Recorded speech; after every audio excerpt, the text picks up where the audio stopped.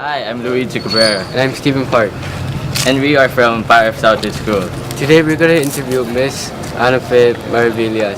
She is the president of Peoples with Disability Federation Incorporated. Good morning, Miss Anafe. I'm Luigi Cabrera, and this is Stephen Park from Fire of Southridge High School. Hi. Thank you so much for agreeing to share your story with us today. We are eager to learn more about your life. We just have a couple of questions to ask you. First, could you tell us something about yourself? Hi. First of all, let me thank you, Steven and Luigi, for this interview. Um, I graduated from De La Salle University in 1986 with a bachelor degree on business management, and I spent my elementary and high school days in St. Mary's Academy in Pasay City. And during my high school years, I was greatly involved in sports and volleyball and in music. I was a member of our chorale in St. Mary's. And then in college, I was also involved in our business management organization, but was not involved in sports anymore. But during that time, I was diagnosed to have a juvenile rheumatoid arthritis. It is a chronic illness that sets in at the age of 16. And so at that time, I was deeply shocked to have learned of the illness at a very young age. I was not able to do the same things anymore that other teenagers would do. Like especially like in sports, I was involved in volleyball and I could not do it anymore. So during that time, I was less active already, but luckily I was able to graduate and have a degree. But after that, that's the time that my disability set in. So I was bedridden for 5 years, and because of therapy, I was able to be on a wheelchair again, and was able to enjoy going out again. So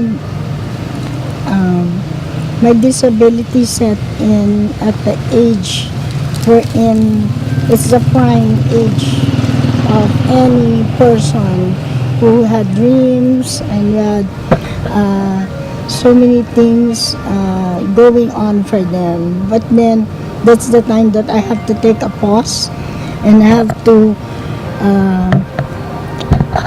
review what else can I do despite of the disability. How would you define prejudice or discrimination? For me, discrimination is not being able to do the same things that others on an equal basis.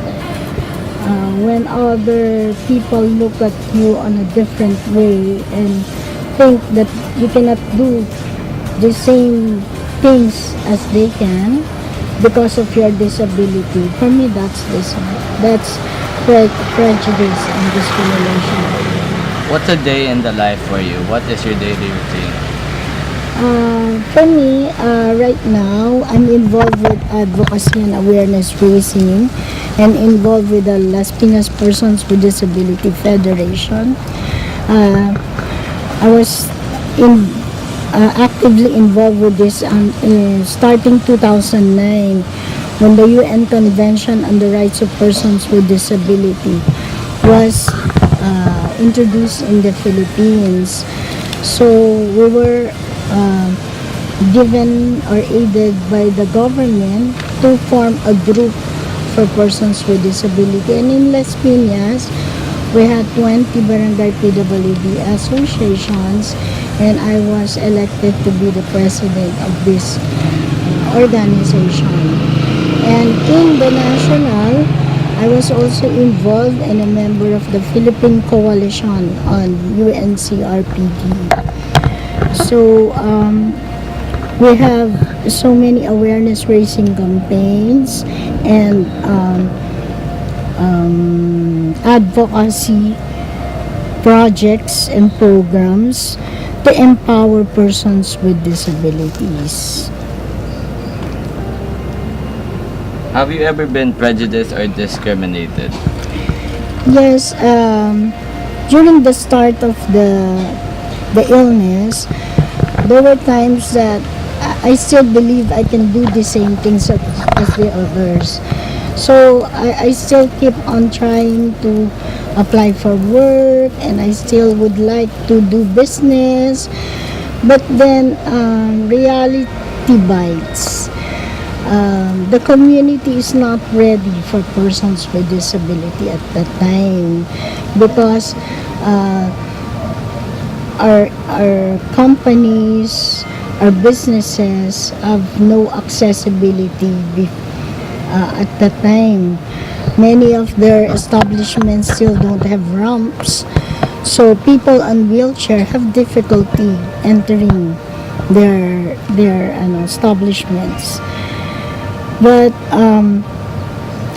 slowly, the community is picking up and accepting what persons with disability can do and accepting diversity already. How did you feel or cope with this kind of treatment? At first, I try not to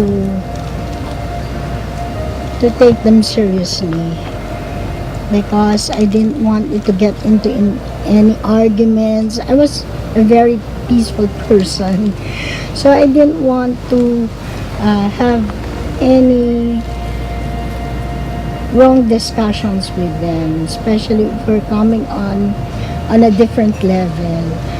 So I just take things in stride. I just work on my own. But then I realized when I entered into advocacy that if you want to have change in the environment, you have to speak up. You have to tell people what you want and what you do not want. And with the persons with disability sector, we've learned that if we want any changes to be done in the community, we should be involved in consultations, we should be involved in discussions regarding things that affect us. So from then on, I started getting involved in advocacy, in awareness raising, in any discussions involving persons with disability. So our motto would be nothing about us without us. And right now, even the topic of budgeting, we're also in it. How should we be more sensitive to persons with disabilities? Yes, the community should be more sensitive to the needs of the persons with disability. We should know how to interact with persons with disability. It doesn't mean that if a person have, for example, cerebral palsy, wherein they are on wheelchairs and they cannot speak, you should not talk with them anymore, or you should not make them part of any activity anymore. So, being able to know about them and how to interact with them would really matter and make things better. How has society in general and the government in particular improved its treatment towards other PWDs? Right now, the government is slowly considering persons with disability as an important sector in the community. Because of the different organizations being set up for persons with disability, we are deeply involved in consultations in different departments, like for example, Department of Health, Department of Education, Department of Even in government like the DILG, we are having consultations with them. And with the different projects being taken in right now by the government for the upliftment of the persons with disabilities, we are also being involved right now with the bottom-up budgeting or the grassroots budgeting being done in different areas. So right there, we are being consulted on what programs should be taken in by the government that will help uplift the lives of persons with disability. From 1 to 10, how much should the government help you? Actually, on my end, it was very low at first. I think it was only 4. But now it's picking up, and I think we're on 6. Slowly picking in, and I hope time will come wherein we will really have a voice, even in the city council, so that the budget for persons with disability will be really maximized, that we will have establishments that are accessible, or we will have technology that will help persons with disability at par or on the same level with the others. And maybe time will come wherein we will also have accessible transportation, just like in other countries.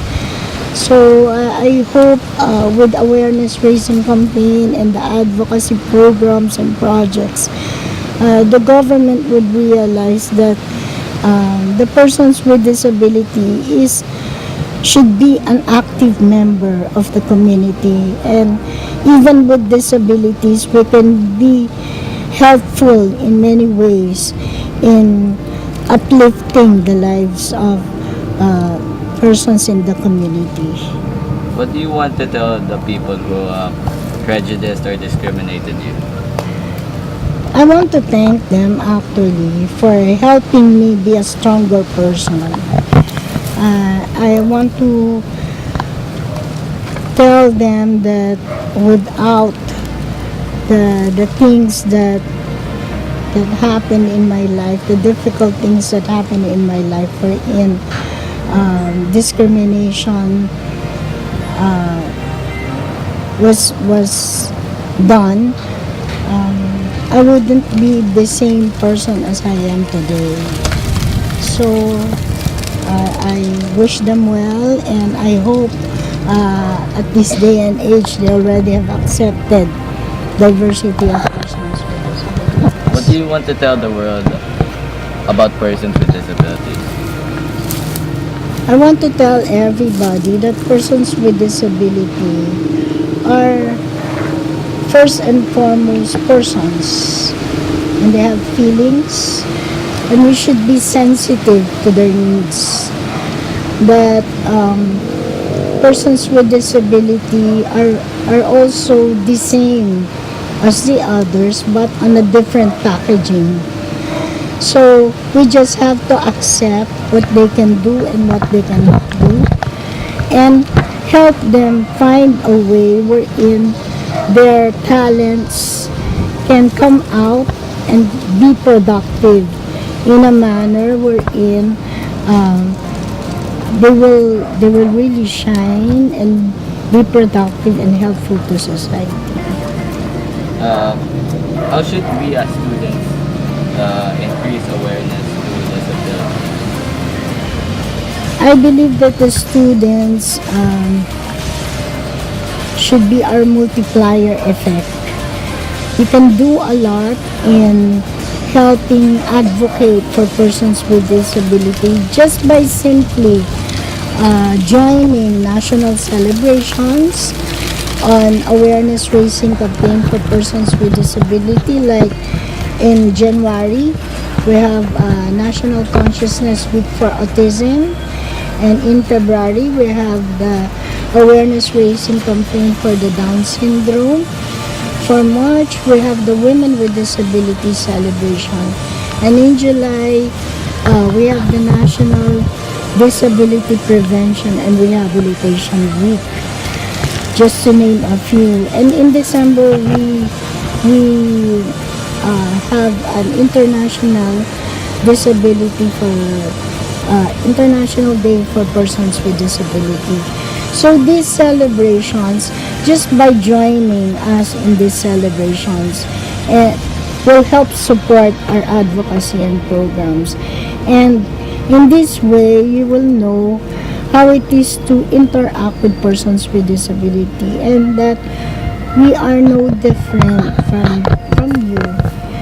Especially, I would also like to highlight that students should refrain from bullying, because sometimes children with disabilities in schools are being target of bullyings in school. Like bullying does not start with physical or any violent activities, but rather calling them names which are not accepted anymore. Like, for example, children with autism should not be called autistic anymore.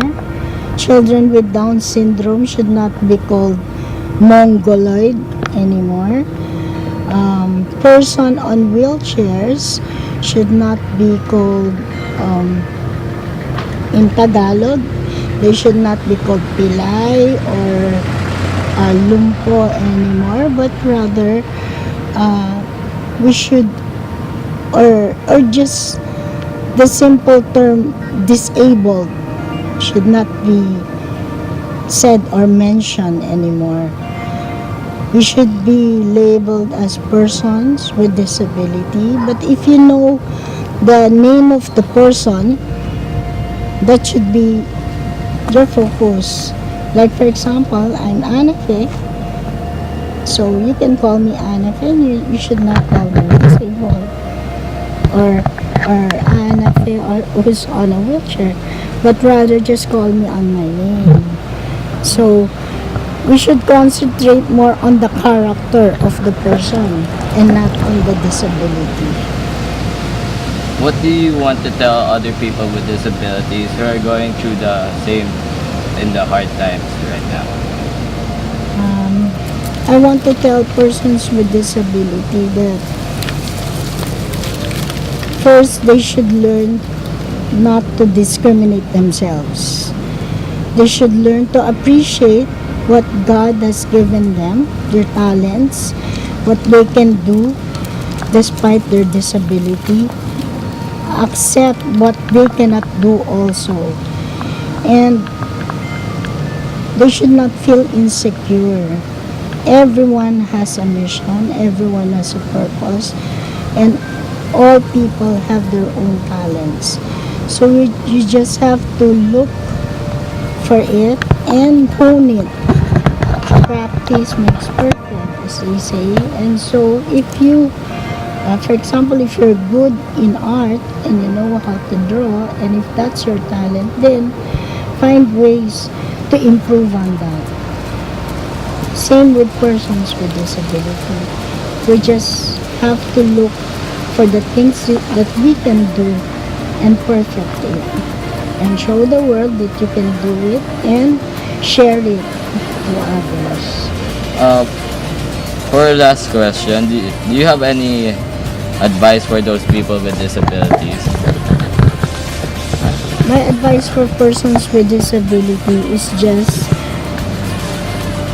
accept their situation, learn to be grateful to everything that you have and what God has given you, and for your life, be grateful for your life, and know that you are loved by God and you are a special person, and that everyone has a talent, and we should look into that and perfect that. And everyone can share anything especially in the society. You can be a productive part of society just by being you, being yourself. Thank you so much, Miss Anna Faye, for taking this time to tell your story. We are so inspired by your experiences. We're sure that our classmates, our teachers, our friends will learn about your experience as well. We hope that other people with disabilities will sail through life as positively as you have.